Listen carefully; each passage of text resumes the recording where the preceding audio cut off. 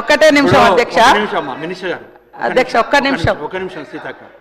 ఇప్పుడు almost all ఇంకా 12-16 మంది మాట్లాడాలి. ఆల్రెడీ నేమ్స్ ఇచ్చిన వాళ్ళు ఉన్నారు. స్పీకర్ గారు కూడా ఇక్కడ నాకు ఒక సీరియల్ అని స్పీకర్ గారు కూడా చెప్పిపోయారు. దయచేసి మీరు కూడా సహకరించండి. వస్తాయి, మీ అందరికీ వస్తాయి. అందరికీ నాగరాజు గారు దయచేసి మీరు అర్థం చేసుకోవాలి ప్లీజ్.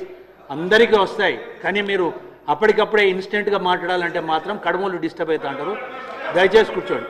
మీకు అవకాశం వచ్చినప్పుడు మీరు రాసి పెట్టుకోండి, మీరు రాసి పెట్టుకొని అప్పుడు మాట్లాడండి. అంతేగాని ఇన్స్టెంట్గా మాట్లాడాలంటే కష్టమవుతుంది.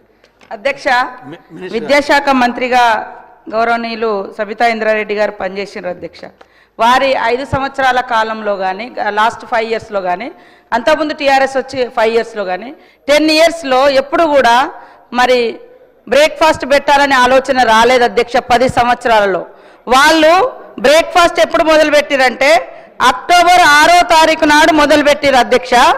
అక్టోబర్ 9వ తారీఖు నాడు ఎలక్షన్ నోటిఫికేషన్ వచ్చింది అధ్యక్ష. కేవలం ఎన్నికల కోసం మీరు పెట్టినటువంటి ఈ యొక్క స్కీమ్ అధ్యక్ష. నిజంగా విద్యార్థుల మీద ప్రేమ ఉంటే మరి 10 ఇయర్స్లో కనీసం 5 సంవత్సరాల ముందు కూడా పెట్టలేదు. కాబట్టి విద్యార్థులకు పెట్టేటువంటి అల్పాహారాన్ని కూడా ఎన్నికలలో ఏ రకంగా ఉపయోగించుకోవాలనే ఆలోచన తప్ప ఇంకొకటి కాదు. అది కూడా కొన్ని స్కూళ్ళలోనే ఈ యొక్క అల్పాహారం స్కీము అది కూడా అక్టోబర్ 6వ తారీఖు నాడు ప్రారంభిస్తే అక్టోబర్ 9వ తారీఖు నాడు నోటిఫికేషన్ వచ్చింది అసెంబ్లీ ఎన్నికలకు. 3 రోజుల ముందు ప్రారంభించారు. వాళ్ళు ₹1 కూడా చెల్లించలే. అది కూడా రాష్ట్ర వ్యాప్తంగా స్కీమా అంటే అది కూడా కాదు. ఆ 3.5 కోట్లు కూడా బిల్స్ పెండింగ్ ఉంటే మన ప్రభుత్వం వచ్చిన తర్వాతనే క్లియర్ చేయడం జరిగింది అధ్యక్ష. ఇంకొకటి, ఎంతసేపు టీఆర్ఎస్ వాళ్ళకు బాగా అలవాటు ఆత్మస్థుతి పరనింద. మేము చాలా గొప్పగా చేసినాం, 10 ఏళ్ళు మీరు ఏం చేసిరో విద్యార్థులకు తెలుసు, టీచర్స్కి తెలుసు, పిల్లలకు తెలుసు, తల్లిదండ్రులకు తెలుసు.